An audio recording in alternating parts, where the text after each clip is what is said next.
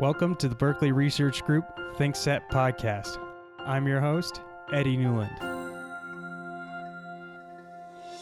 Berkeley Research Group is a leading global strategic advisory and expert consulting firm, providing independent advice and dispute consulting around the world to corporations, law firms, government agencies, and financial institutions. For more, please visit thinkbrg.com. On today's episode of the ThinkSet podcast, we speak with BRG Director David Kalat. David is a member of BRG's Global Investigations and Strategic Intelligence practice. He is an e-discovery specialist who provides expert testimony in the area of digital forensics. In addition to 20 years of experience in the digital video space, David is also a certified fraud examiner with a master's degree in library and information sciences. Today we'll speak about David's career path to becoming a forensic expert, his background as a digital historian, the different ways he conducts digital forensic investigations, and preview his upcoming article for the ThinkSet magazine. And with that, let's get started. David, thank you so much for joining us on the ThinkSet podcast today. How are you? I'm doing very well. Thanks for having me. You often write about digital history, including a new regular column for ThinkSet. Talk to me a little bit about your passion for information technology and where that comes from. Not just a passion for information technology in and of itself, but also a fascination for its history. And you mentioned the column that I just recently started for ThinkSet. I also write a monthly column for Legal Tech News called Nervous System, which is similar in some ways. Both of them deal with addressing issues of contemporary technology through the lens of what was the first instance of fill in the blank. And what drew me to that is this fascinating tension between, on the one hand, I'm sure that everybody listening to this has some personal experience with the way in which changes in information technology have disrupted their personal life, their social life, their professional life, oftentimes in disorienting ways. And everybody feels very much on the bleeding edge of technological changes. When you dig into what these things that feel so new and feel so urgent actually have in terms of history, that history goes back way, way farther than I think anyone would intuitively expect. And that oftentimes when you're looking for what's the first instance of a particular issue with information security, for example, or a particular piece of technology, and to discover that it goes back 50 or 100 or 150 years can be difficult to reconcile with how these things feel like they just came out of nowhere. I know you've got a bit of a unique background for somebody who's in your field. When you found this interest in sort of the history of information technology, did you originally find yourself as a history buff that just came across information technology as a blend of your two interests? Or was it information technology that led you to reading about the history of it? Well, I've always been interested in computer science without actually being a computer scientist myself. I was one of the kids of the 80s who was fortunate to have a computer in my home. We had originally a TI 99 4A and then the Apple IIe. I had the very first iMac that was kind of in the background, even though that wasn't what I did professionally at first. So then when I came to work in this professionally and to deal with digital investigations and to confront how other people were reacting to certain things as if they had just appeared out of nowhere, and I had this recognition that that actually wasn't quite so new. I remember experiencing that when I was a kid. That was the starting point of realizing that there were stories there that maybe could be shared. Now, you mentioned a couple of times that this isn't your first career, and I think you've got a very unique background, especially when it comes to folks that work in expert services. Usually it's something that they get into either as a practitioner and then make a transition over to consulting and expert services, or they've kind of been in it since the beginning. So could you give us a little bit of background about how you ended up here at BRG? I think that I was starting off was able to benefit from the way in which technology was transforming various businesses. I was definitely in the receiving end of that at first. I originally ran a video post-production facility in Washington, D.C. called DC Post. And in the mid 1990s, it was a great time to be dealing in digital video, which was what that company was very well positioned to do because it was a crucial moment of transition from analog video technologies that had dominated that industry were giving way to new digital technologies. And so DC Post was riding the crest of that wave. And by virtue of being in charge at that time, I got to bask in that reflected success. So that was an opportunity for me to position myself into digital video right at the advent of DVD. So this was 1997, and that consortium of electronics producers led by Philips were just beginning to introduce this format that was going to replace VHS and replace laser discs and encourage people to shift over to this new way of thinking about buying movies and owning a library of movies.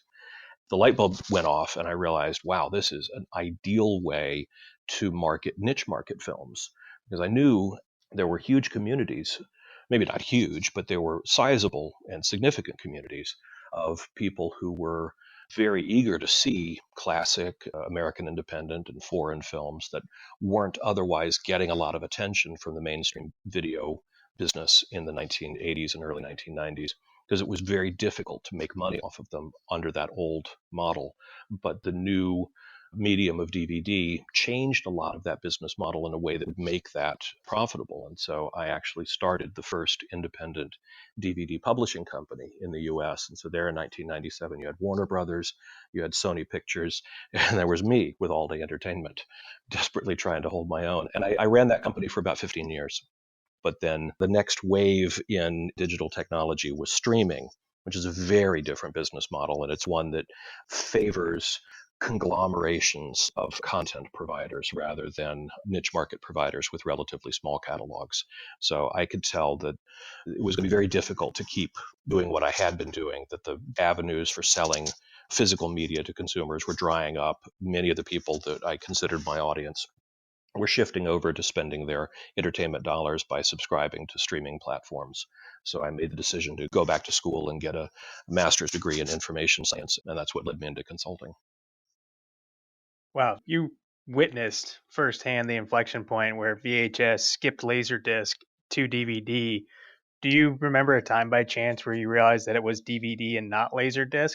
Because I remember specifically sitting in classrooms that were built on Laserdisc that were then having to be replaced 2 years later because Laserdisc didn't take off. My school district took a bath on Laserdisc, but you were actually there and saw that within the industry. What did that look like firsthand?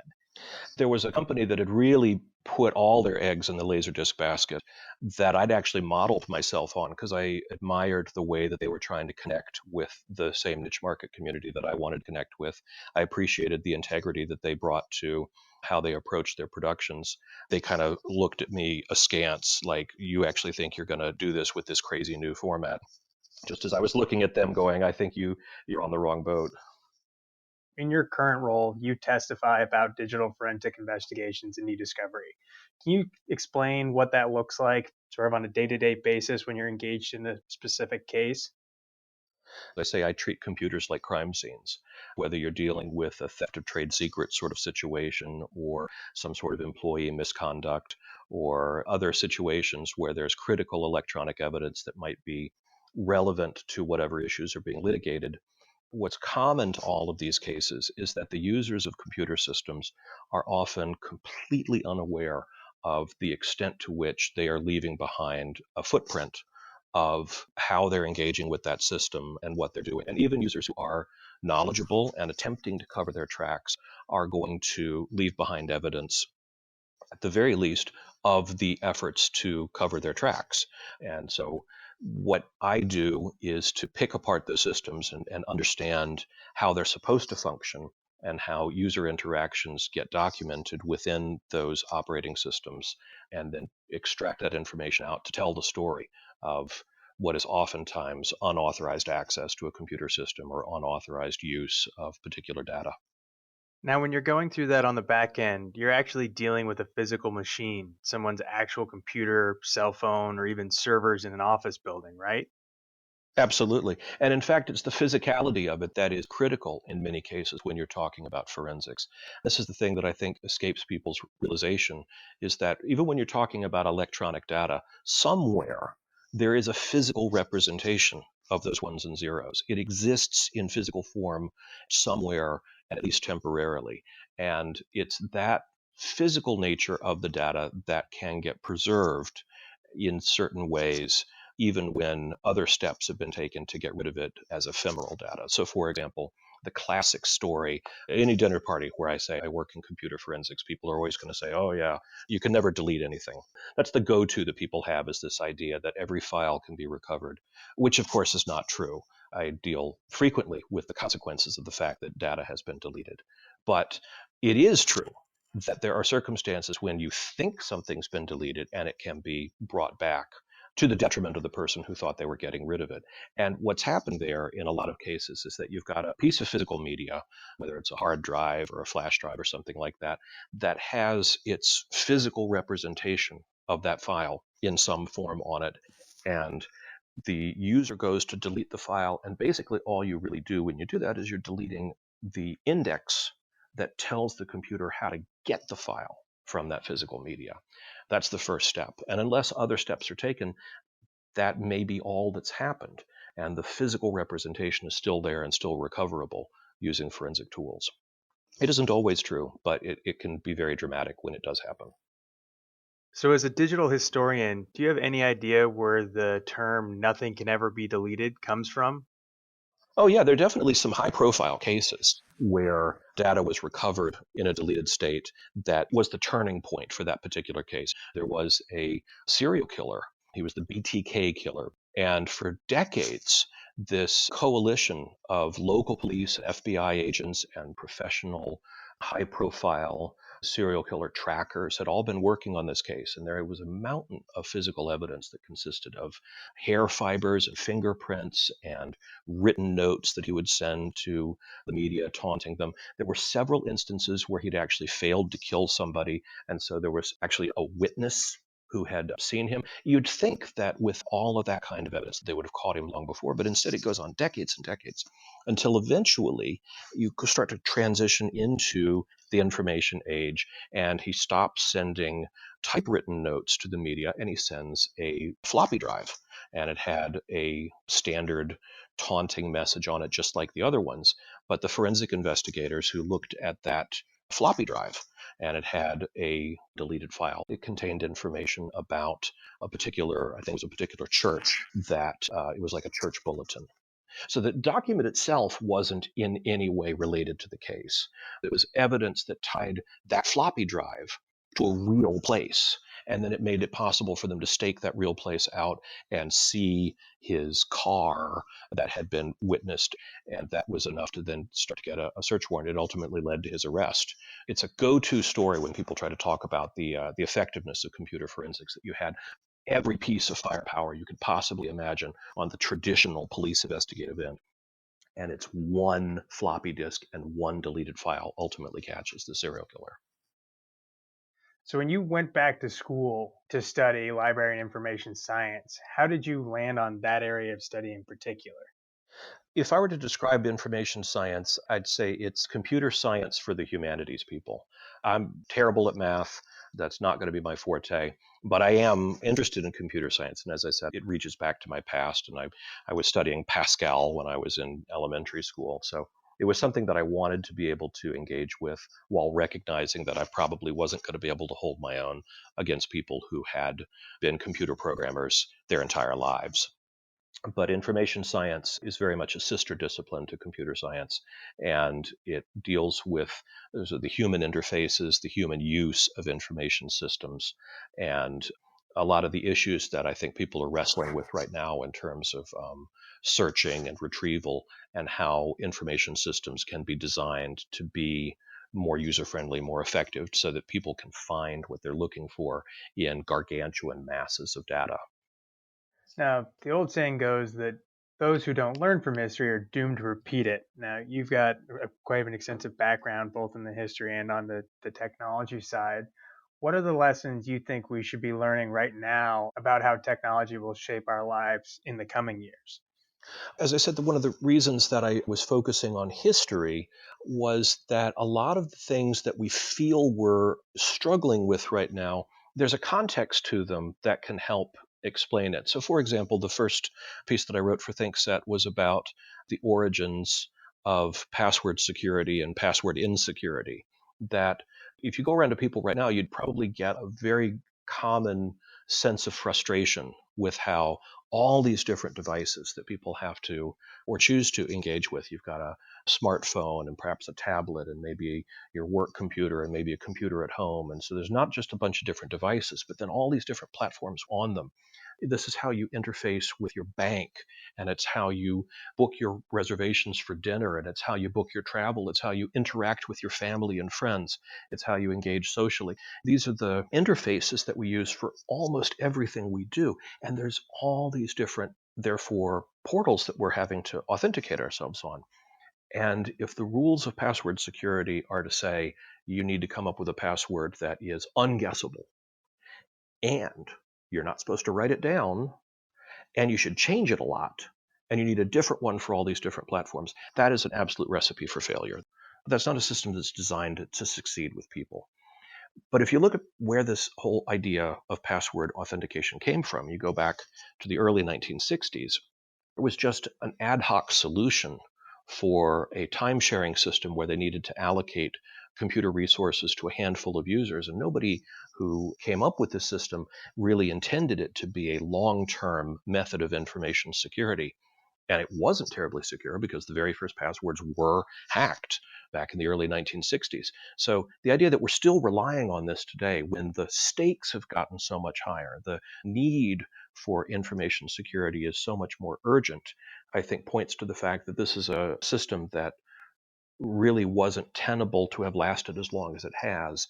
And we should really start thinking about coming up with an alternative, whatever that form might take, whether it's some combination of biometric authentication and or blockchain. There's different technologies that might be appropriate, but at the very least, we shouldn't be relying on something that's over 50 years old and didn't work that great on day one. So you just touched on one thing that I actually wanted to ask you about. Blockchain is a technology that most people are at least aware of, but many people don't quite understand how it works. In this scenario, how could blockchain be applied? One of the things that blockchain does well, and I think the reason why it's going to have a significance far beyond whatever cryptocurrency applications first brought it to people's attention, is the idea that you can use it as a way of taking a digital asset and making it unique, making it a single instance of something. Because that's how the cryptocurrency platforms try to work, is to say there is a single unit and say, we can track this item as it passes around electronically because we can identify each of those transactions with specific, unique markers that everybody can agree to. And so the ownership and the interactions with this item are very transparently documented in this online ledger, the blockchain. Applying that to authentication of user identities is still a work in progress, and there's lots of different ways that it can be applied. But the concept is there that there is a way of saying something that exists in the digital world can also be unique, and we can track where it is in time. We talked with a BRG expert, Alan Jacobs, in the past about what different models might be for businesses built on blockchain. That wasn't one that had mentioned, so I was curious what your insights and thoughts might be on it. You're in a unique instance as a writer for ThinkSet for us, so could you just give us a preview for what your next column is for ThinkSet? It deals with various IP protections for computer software as a way of illustrating the challenges that the law has had in dealing with technology. I mean, personally, I think that the effort that goes into writing and passing laws shouldn't be underestimated. And they're meant to stand for a long time. Changing laws is difficult. And so it gets really tricky when you have a law that tries to be very specific about a particular kind of technology, because the technology changes faster than almost anything else in society. And you can end up with situations where laws that are meant to be very much on top of technological issues can get rendered obsolete. And you can see that play out in the challenges that people have had in applying IP protections to computer software, because at various points in time, patent protections and trade secret protections and copyright protections have all kind of misfit with what it would be like to protect computer software. Great. Well, we look forward to reading it when it comes out. And David, thank you so much for joining us here today. It's been my pleasure. This ThinkSet podcast is brought to you by the Berkeley Research Group. You can subscribe to the podcast and access other content from ThinkSet magazine by going to thinksetmag.com. I'm Eddie Newland, and thanks for listening.